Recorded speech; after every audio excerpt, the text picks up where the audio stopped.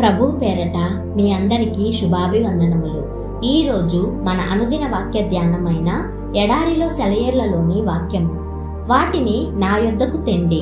మత్తయి సువార్త 14వ అధ్యాయము 18వ వచనము. ఈ క్షణాన నువ్వు ఎంతో అవసరంలో ఉన్నావా? కష్టాలు శోధనలు ముంచుకొస్తున్నాయా? ఇవన్నీ పరిశుద్ధాత్మ నిండడం కోసం దేవుడు నీకు అందిస్తున్న గిన్నెలు. నువ్వు వాటిని సరిగ్గా అర్థం చేసుకున్నట్టయితే అవే నీకు కొత్త కొత్త ఆశీర్వాదాలను తెచ్చిపెట్టే అవకాశాలవుతాయి. ఇంకో రకంగా ఆ ఆశీర్వాదాలు దొరికేవి కావు. ఈ గిన్నెలను దేవుని దగ్గరికి తీసుకెళ్ళండి. విశ్వాసంతో ప్రార్థనలో ఆ గిన్నెలను దేవుని ఎదుట పెట్టండి. నిశ్చలంగా ఓపికగా కనిపెట్టండి. ఆయన తన పనిని ప్రారంభించేదాకా మీరే పని మొదలు పెట్టవద్దు. దేవుడు తనకై తాను మీకు ఆజ్ఞాపిస్తే తప్ప ఏ పని చెయ్యవద్దు. ఆయనకి తన పని చేసే అవకాశం ఇవ్వండి. ఆయన తప్పకుండా చేస్తాడు.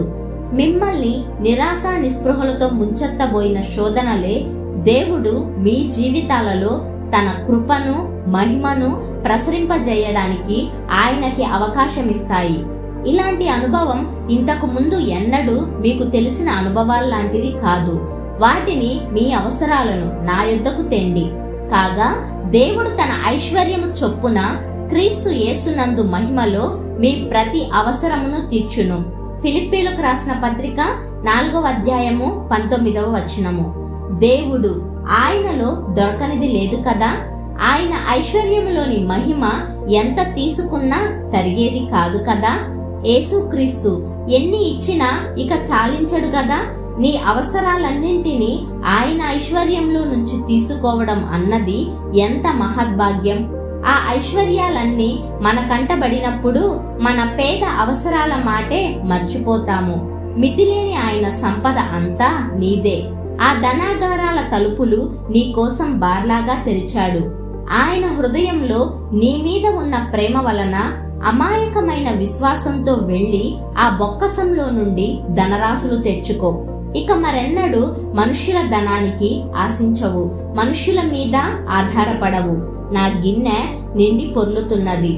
కృపగల క్రీస్తును కోరుకుంటే కోరినవన్నీ నిండి పొర్లుతాయి. ఆయన నింపిన ప్రతి గిన్నె అంచులు దిగజారి కారుతుంది. ఆయన నదులు ఉండవెప్పుడు ఎండిపోయి జీవం తప్పి. ఆయన సమృద్ధిలో నుండి వచ్చేది తరుగదు ఎప్పుడు. తన వారికి ఆయన ఇస్తాడెప్పుడు పుష్కలంగా అంచులు దిగజారేలా. తండ్రి చేతుల నుండి మనకి కావలసింది స్తుతులతో మనం కోరుకుంటే మన పాత్ర నిండి పొర్లుతుంది. ఆయన చూపిన బాటను స్తుతులతో అనుసరిస్తే మనసంతా నిండిన సంతృప్తి గుండెలో పండి కళ్ళకి వెలుగిస్తుంది. హృదయం క్రీస్తుని నమ్మితే దానికుండవు అవసరాలిక. సర్వం నిండిన ఆయన ప్రేమను సర్వ జనాలకు స్వరమెత్తి చెప్తే మన గిన్నె నిండి పొర్లుతుంది. అందని శిఖరాలు, అంతులేని అగాధాలు, మనసుకు అర్థం కాని దేవుని అపేక్ష తెలియవు మనిషి తెలివికి. కలకాలం ఆయన స్తుతిలో ఆశ్చర్యంలో కాలం గడపడమే మనకి తెలిసిన కలిమి.